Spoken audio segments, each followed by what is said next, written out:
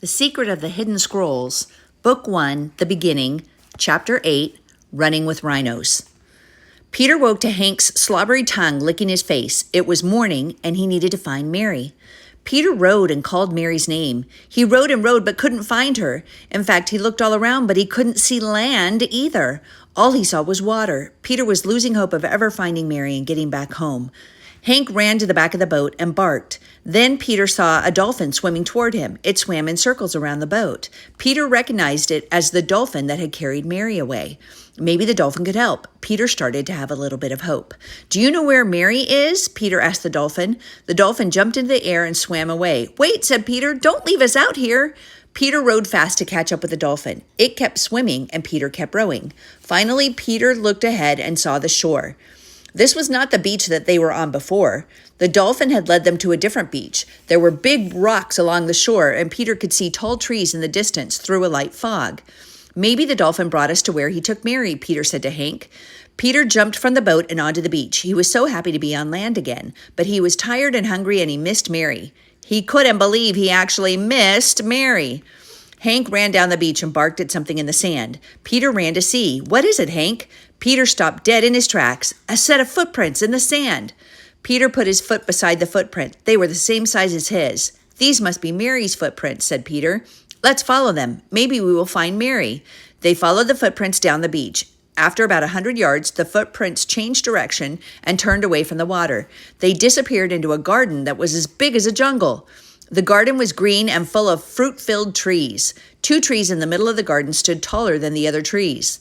"Let the earth be filled with living creatures. Let big beasts and creeping creatures cover the earth," said the big voice. A mighty wind blew, and the sounds filled the air.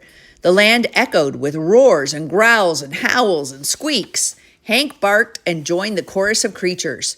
Peter was amazed, but also a little scared. It sounded like there were some big animals in the garden, and Mary was stuck in there with them, alone. He had to go find her. Time was running out. It was day 6, and they only had 1 day left to solve the scroll. Peter's palms started to sweat, but he had to keep going. Peter and Hank entered the great garden and searched for Mary. They found a river running through the middle. Peter and Hank both leaned down and drank the clear water from the river. Peter drank just like a dog. "Let's walk along the river," said Peter. "Maybe Mary is thirsty." Peter saw some banana trees and stuffed some bananas in his pocket for the journey. He heard a noise coming from the trees. He stood very still and quiet. Crack! A huge rhino trampled through the trees, squishing bananas and running straight at Peter. "Run for your life," yelled Peter. "Woof," barked Hank. Snort! The rhino ran past Hank and charged at Peter. Peter scrambled up a tree and held on tightly as the rhino rammed his big horn into the tree over and over again. "Run, Hank," yelled Peter. "Go find Mary." Hank disappeared into the garden. Peter's heart pounded. He was alone and in trouble. He couldn't figure out any way to escape.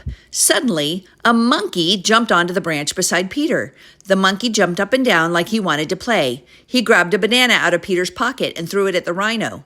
Great idea. He threw a banana too, but the rhino stayed put. "You're a funny monkey," said Peter. "Thanks for trying to help."